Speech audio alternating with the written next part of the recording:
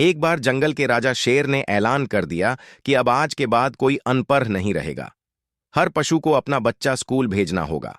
राजा साहब का स्कूल पढ़ा लिखाकर सबको सर्टिफिकेट बंटेगा। सब बच्चे चले स्कूल। हाथी का बच्चा भी आया, शेर का भी, बंदर भी आया और मछली भी, खरगोश भी आया तो कछुआ भी, ऊंट भी और जिराफ भी। फर्स्ट यूनिट एग्जाम हुआ तो हाथी का बच्चा फेल। किस सब्जेक्ट में फेल हो गया जी? पेड़ पर चढ़ने में फेल हो गया हाथी का बच्चा। अब क्या करें?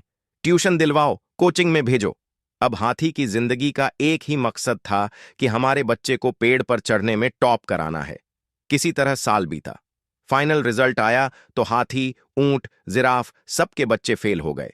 बंदर की औलाद फर्स्ट आई। प्रिंसिपल ने स्टेज पर बुलाकर मेडल दिया।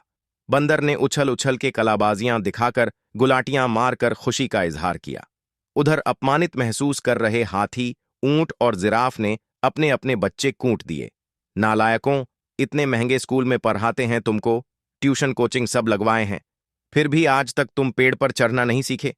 सीखो, बंदर के बच्चे से सीखो कुछ, पढ़ाई पर ध्यान दो। फेल। हालांकि मछली भी हुई थी।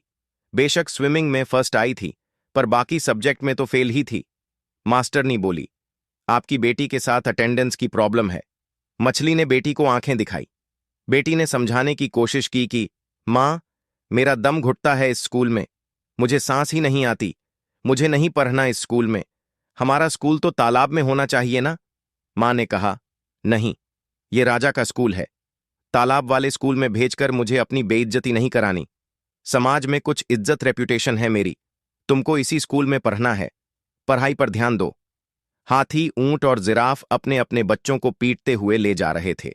रास्ते में बूढ़े बरगद ने पूछा, क्यों पीट रहे हो बच्चों को?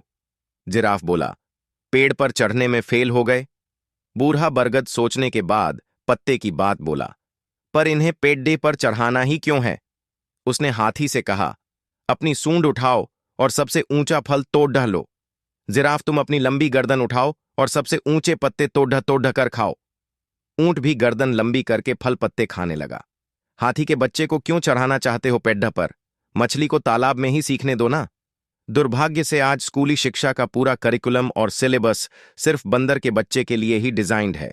इस स्कूल में 35 बच्चों की क्लास में सिर्फ बंदर ही फर्स्ट आएगा, बाकी सबको फेल होना ही है। हर बच्चे के लिए अलग सिलेबस, अलग सब्जेक्ट और अलग स्कूल चाहिए। हाथी के बच्चे को पेडियाच पर चढ़ाकर अपमानित मत करो, जबरदस्ती उसके ऊपर फेलियर का ठप्पा मत लगाओ।